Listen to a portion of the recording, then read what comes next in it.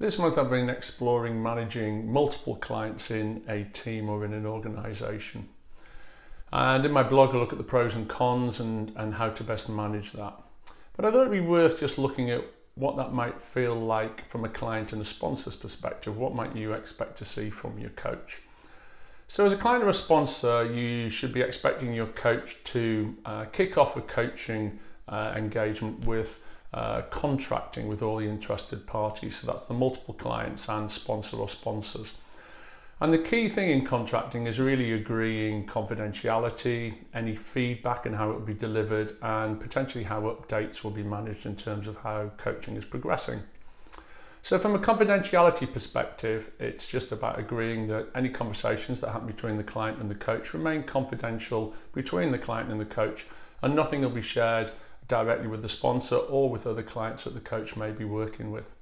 In terms of feedback, if the sponsor wants feedback from, say, a team coaching setting, then agreeing with the clients how that will be delivered and managed, and typically that's through anonymized themes rather than any direct feedback to the sponsor, is a classic way of managing a feedback route.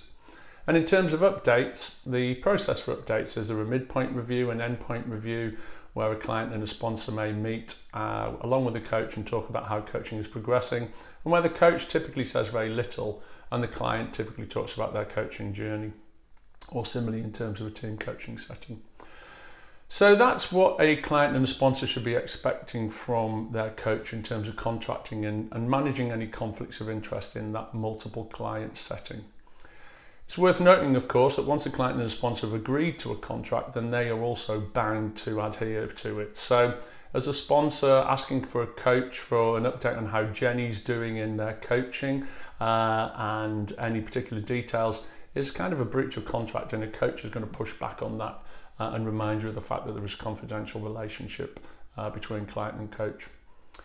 I think the other thing that's worth mentioning is sometimes in a multi-client setting you might have a number of coaches. So sometimes you might have a coach who's coaching the leader and a different coach who's coaching, say, team members. And again, you should be contracting for what the coaches can share with each other in the best interests of everyone's development. And that might be that they can or they can't share particular details in terms of what's happening in client sessions. But again, agreeing it all up front so that it's all clear and everybody's comfortable with that confidential situation. So as always, if this raises any questions for you, you've got any questions in relation to managing multiple clients, then please get in touch. I'll be delighted to answer them.